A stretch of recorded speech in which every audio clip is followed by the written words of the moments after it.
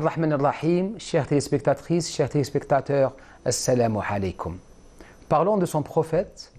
Le Haqq tabaraka wa ta'ala dit Innaka la'ala khuluqin azim. Tu es d'un caractère sans pareil. Tu es d'un noble caractère, d'un très noble caractère. Toutes les manières avec lesquelles on pourrait traduire ce verset expriment cette même idée. Un caractère inégalé, un caractère parfait, sallallahu alayhi wa sallam. Dans ce verset, Dieu a fait l'éloge de son prophète. Il n'en a pas fait l'éloge par son adoration, bien que le prophète passait des nuits entières en prière et en adoration, ni même pour ses aumônes, ni même pour son courage dans le combat, ni même pour sa persévérance. Il a fait son éloge par le khuluq, par le noble caractère. Qu'est-ce que le khuluq? Qu'est-ce que le khuluq al-rafi'a? Qu'est-ce que le noble caractère? Al-Ghazali, alayhi rahmatillah, nous en donne une définition. Il nous dit que c'est un attribut propre qui devient naturel à l'être et qui va faciliter l'accomplissement des actes. Hay'a tarsakh. Hay'a, une réalité qui va prendre forme, qui va prendre assise, qui va être quasi naturelle chez l'homme, au point de lui permettre, de lui rendre facile tout acte, que ce soit acte de dévotion ou acte de piété ou acte de bienfaisance envers les autres. Al-khuluq, pourquoi le khuluq est si important en islam? Al-khuluq, sallallahu alayhi wa sallam, disait « Innama bu'ittu li utammima makarim al-akhlaq » J'ai été envoyé pour parfaire les nobles caractères.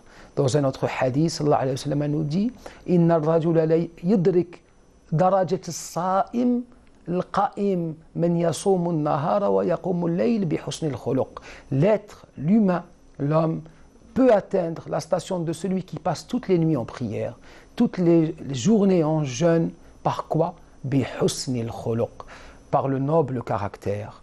Noble caractère comme la modestie, noble caractère comme la sincérité, sidq, noble caractère comme le haya, la pudeur, noble caractère comme la bienfaisance envers l'autre, l'afou, le pardon, ghad, le basar, le fait de se montrer pudique, même en regardant les êtres à droite à gauche, se montrant pudique, même en parlant,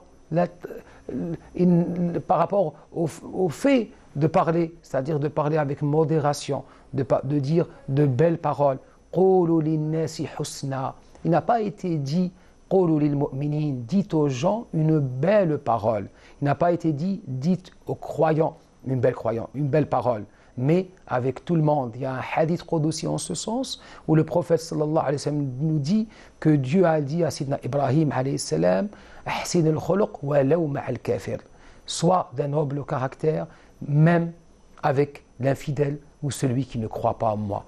C'est dire en islam combien le khuluq, qui est le corollaire du adab, est important. Le adab a trois facettes.